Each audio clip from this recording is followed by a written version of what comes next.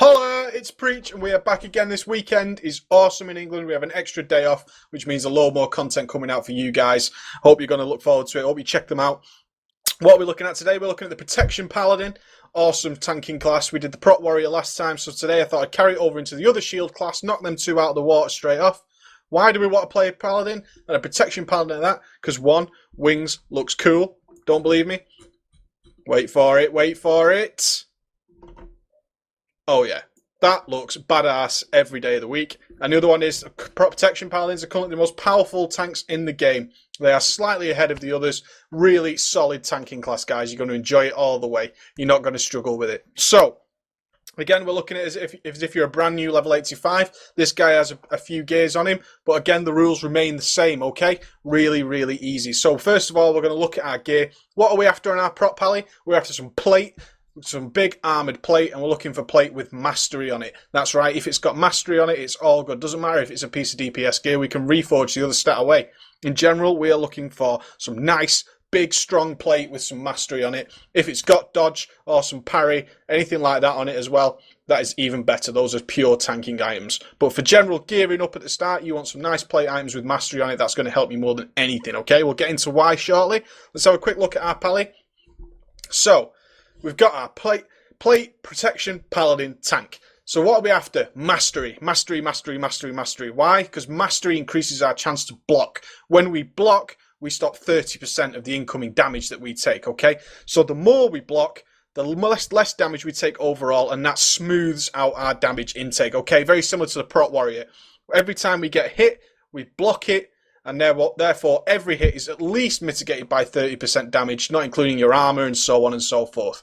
And what we're aiming for as a paladin, we're aiming to make sure we cover the whole attack table. And what does that mean? Don't get confused by that. All that means is every time a mob hits us, be it a boss, anything like that, we want to make sure eventually that our paladin is either going to parry that, so he doesn't take any damage, dodge it, so he doesn't take any damage, and if we are going to get hit, we're going to block it. So at maximum, we're going to knock 30% of that damage off. And that smooths out our damage intake for our healers, doesn't it? So our healers can stick to nice, more efficient heals. Our health is not going to be going up and down like a roller coaster. It's not going to be like that at all. So when we're gemming and reforging, we're looking for mastery, mastery, mastery. So let's have a quick look. Again, with a tank, you want your set bonuses because we still need bits of dodge. We still need stam. We still need our parry. So we're going to pick up as many set bonuses as we can. Okay, guys? When it comes to how much HP do I need, you need enough HP so that whatever you're tanking can take you at least 2 hits before it's going to kill you. If you're taking more than 2 hits before you're getting healed, then that's your healer's fault. The rest of the time, it's all about taking a few hits without being healed. Past that, that's enough stam. That's all the health you're going to need. After that, we're looking to mitigate that damage. As a tank, it's more important at the moment in Cataclysm to mitigate your damage rather than suck it up. Rather to be a big sponge for damage, we want to be a solid rock for that damage. So when we get hit by a giant hammer, we're solid concrete and we're going to stop all that damage. We're not going to take it on the face and then hope to be healed up afterwards. We're going to stop it with our shield. We're either going to dodge it, we're going to parry it, or we're going to stick our big shield in front of that hammer and take it on the chin and reduce all that damage down, okay? And mastery is how we do that. So if you look at enchants, mastery. Gemming, it's a blue socket, so we don't want to put a pure stam in there. We want a mastery stamina gem in there. Pick up a nice mastery bonus. Moving down all the way, if you have got a yellow socket, go ahead and stick a pure mastery gem in there. It's more important. A blue socket, 20 mastery stamina, and pick up a little bit more dodge. This is what I'm talking about. You want your set bonuses as a tank, okay? Because we need all these bits and pieces of stats just to build ourselves up. What don't we need as a tank? We don't need hits and we don't need expertise. Now, you might think that's stupid. If I'm not hitting and not doing expertise, where's my threat coming from? Well, chances are eventually you're going to make the hit. You're not going to miss that often, really. And with our Vengeance, every time we take damage, we gain a stacking damage buff. And our threat modifier built in, we're going to do enough threat without worrying about that kind of stuff. So with any item that's got hit and expertise on it, we're actually going to reforge that crap away into some mastery, into some dodge, into some parry. Whichever your lowest stat is, we're going to boost that back up, okay, guys? So your leg enchant, you want your stamina dodge rating. We got another blue gem in there, or a red gem in there, so we stuck a parry stamina gem in there. A yellow socket, so we stuck some mastery in there and got a parry bonus. All these stats building up, okay? Really, really nice, simple idea. As much mastery as you can get. while picking up some mastery and dodge. Just trying to show you here, you see the ring comes with parry and expertise. Get rid of that expertise straight away. Bump up your mastery. Mastery, mastery, mastery. I can't explain to you enough. In the advanced guides, we'll show you when you're going to reach that mastery cap, when you've covered every possible angle, where you will no longer possibly take a full hit from a boss. You're just not going to get it anymore. And after that, you can start bumping up your avoidance. Because remember, more avoidance is better because that's no damage. So we've covered all our attack table. And the attack table again referring to is making sure you at least block the hit if you get it. Once we've reached that maximum, we then want to bump up our avoidance, which increases the chance of taking 0 damage. Okay? Very simple idea to get into your head, guys. So, that's physical damage covered by picking up our mastery items and our dodge and parry. So physically, Prot Paladin, awesome. Great for ads. If you pick up a load of ads and you're a big Prot Pally, doesn't matter because you're going to be reducing all their damage intake by at least 30%, if not avoiding it completely. So then it comes to spell damage. What do we do against spell damage? Paladins own spell damage as well, and that's for a couple of reasons. One is this trinket, okay? The best tanking trinket ever come in the game. Comes with a shitload of mastery straight off the bat, so you're not even going to reforge that. So you've already bumped up your block right up there. It's got a 1 minute cooldown to increase your resistance to magic skills by 400. That is huge, guys, especially when you've got raid buffs or you've got your own resistance aura up. Really is huge. On a 1 minute cooldown, that covers nearly everything on its own. A 1 minute cooldown, magic shield wall almost. It's amazing trinket, guys. If you're a tank, early days tank, get into Tolbarad, get your dailies done and start firing away that trinket. You need that trinket. That trinket is a godsend. It's got to boost all your block and your magic at the same time. Absolutely amazing. Okay, so gearing, really, really easy. You're gemming for mastery, you're enchanting for mastery everywhere you can. There's not a mastery weapon enchant, there's Windwalk if you've got the dosh. If you've not, you want to stick mending on there, okay guys? If you've got a little bit of, if your purse strings are a little bit tighter, you know, you don't want to shell out that extra few G's, the extra few coppers for the Windwalk, go ahead and stick mending on there. It's going to throw some heals on you. It's the next best thing, okay? There's no big mastery enchant. Sad face for us. QQ all the way to the bank. So we'll go with Windwalk with Proch Dodge. If you're a little bit stingy on the cash or you've just not got the money, go ahead and stick mending on there, especially if you haven't got a decent weapon, okay? So, dead easy. And this is what I'm talking about. This is a DPS sword, but again, it's so high level. It's a heroic 372 item. It was the best sword I had at the time. So I took the crit off it and turned it into mastery. Nothing wrong with that at all. We want some nice big strength plate. Get as much mastery out of it as possible. Any other stats, turn them into either mastery if you haven't got any mastery on the item, or some dodge or parry, whichever happens to be your lowest at the time, okay? Let's go into the spec.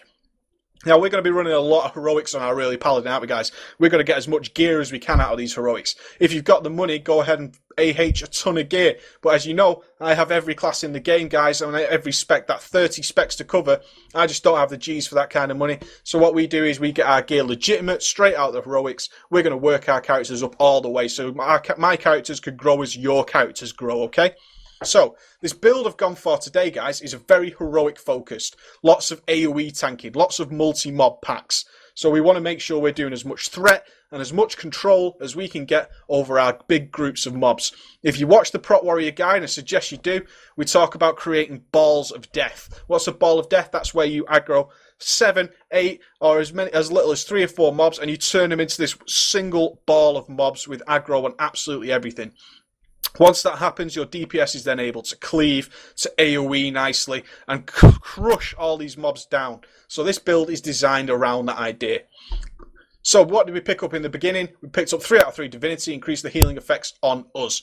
Why do we want that? Because we're a tank. We're going to be taking the damage. So we want healing to be on us as easy as possible. If healers have more mana, that means we can get the run done quicker. This is all falls into a group ethic. It's no good you being the tank and taking all the damage if you're causing your healer to heal the crap out of you. He's going to be every pack. You have to sit and wait. You'll be more pissed off. Increase the healing on you. Seals of the Pure. What is our seal of choice as a tank, guys? Seal of Truth. And that comes for 2 reasons. One, it's awesome, and it gives us an expertise bonus through a glyph, and we want to boost that damage up. Some nice threat there. Toughness, boost our armor by 10%. We're the tank. We want to reduce the damage taken, less likely to die, easier on the healer, etc., etc. Awesome. Judgments of the Just. This slows down the attack speed of the mob. Really good. just by judging the mob now, we've now slowed down his attack speed by 20%. Other people in the group may have it, but it doesn't matter. As a tank, we need that, and improved Hodge is just miles less useful. I want to talk quickly about Word of Glory. Back in the day, Word of Glory was fantastic. Every 3 holy powers, we were able to stick a nice big fat heal on it. We could spec for it in there. We could also spec for it down here, and we could glyph it. So our Word of Glory was healing us for a good 50, 60k sometimes with a crit. Now it's on a huge cooldown, guys. It's not as important as it used to be. And personally, I do not spec into it. It can, even if you glyph into it, you might get that 40k heal out of it. You waste a lot of talent points getting that, and it's on a big cooldown. Quite frankly, I don't find it as useful. Some people may disagree, but for me, it's not that useful. I want to focus elsewhere. So, moving down again, Wrath of the Lightbringer, again a nice big fat damage increase, okay? Damage increase in our Crusader Strike and Judgment abilities, all good. Hammer of the Righteous. This is our bee's knees of AoE tanking. Every tank needs this. What we got is a Protection Paladin's Holy Power. You see our little box here with 0 Holy Power in it. Our Crusader Strike and our Hammer of the Righteous generate 1 Holy Power whenever they use and connect with the mob. Crusader Strike only hits 1 target. Hammer of the Righteous hits all targets. So if we've got more than 1 mob, guys, we're using Hammer of the Righteous instead of Crusader Strike. They share a cooldown, so you can't use both. You can't generate fast holy power by using both. It doesn't work like that. We use one or the other. So, we want to be AoE tanking. We're throwing out some big fat Hammer of the Righteouses, cleaving the whole place down. So we take that. We've got into Sanctuary. Basic protection talent. It stops us being crit. If we're not getting crit, that's happy days. No tank can be without Sanctuary. Just grab it. I take Hallowed Ground because we're going to be doing a lot of AoE tanking. Reduces the mana cost by 80% of our consecration and increases the damage of it. All good. So we can consecrate for absolutely nothing. It's not going to cause us to go out of mana. Really, really good talent to take, I think. Shield of the Righteous. Shield Slam. Stolen completely from our warrior friends over on the other side of the tanking line. It's Shield Slam. But now, as a Paladin, we have the Holy Power. So when we get 3 Holy Power and we're single targeting, we're going to be throwing a Shield Righteous out there, essentially a Shield Slam. You can see as it gets to 3 Holy Power, it almost doubles in damage. So we want to be using 3 Holy Power, Shield of the Righteouses on cooldown, especially on bosses. As we AoE tank, it's going to change a little bit. I'll talk about that later. Grand Crusader. This is going to cause our Crusader Strike, which is single target, or our Righteous for AoE tanking, to cause us to refresh our Avenger Shield. Avenger Shield is our nice big Captain America slinging our shield across the room. What does it do? Avenger Shield silences the mobs. If you've not glyphed it, it hits 3 mobs, so it's great for AoE pulls, and especially if you throw it at casters, because it's not only going to AoE pull them, it's going to get your initial threat, it's also going to silence them. So if you throw it into a pack with casters in it, it's then going to create this death ball, because if casters can't cast, they're going to walk to you to try and melee, and use that ability really well to gather them all up and create our death ball for our DPS to play with. And again, it helps you, because once all the mobs are gathered, you can nice happily stand still, cleave the crap out of everything, drop your consecration, everything's going to be in it. Really good. When it procs off Grand Crusader, our Avenger Shield is also going to give us a free Holy Power. So we then get to start building our 3 Holy Power quicker. It procs a lot, guys. Really good. I take 1 point in Reckoning, just to give our 10% chance after blocking, and we block a lot because of our mastery, to generate additional attacks. Okay, I only need 1 out of there because it's going to proc a hell of a lot anyway off our natural block. It's nice, free, extra threat you don't need to worry about. Vindication reduces the physical damage done of any target. 10% reduction in damage. So if a boss is hitting you for 150k, knocking 10% off that is a big deal for every single hit. Really is a big deal, guys, and all we need to do is attack it with a Crusader Strike or a Hammer of the Righteous, and that job is going to be done. Especially if you're AoE tanking, your Hammer of the Righteous is going to stick it on absolutely everything. Really good. Holy Shield, a nice cooldown, guys. It's going to increase the amount we block by another 20%.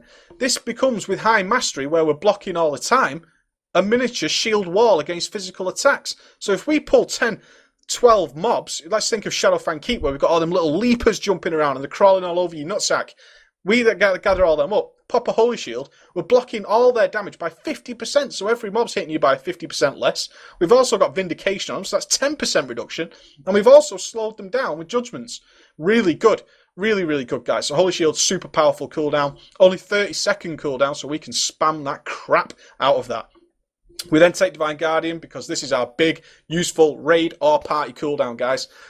Huge cooldown to use. If you know some big damage isn't coming, and as a good tank, you want to understand your bosses. When is this big damage going to come? when it's about to happen, pop up the Divine Guardian. That's just stopped all the damage being taken by the party by 20 seconds. Again, if we think about Shadowfang Keep, perhaps I'll run Shadowfang Keep to show you some good use of this. You get that huge AoE when everyone's been having all the life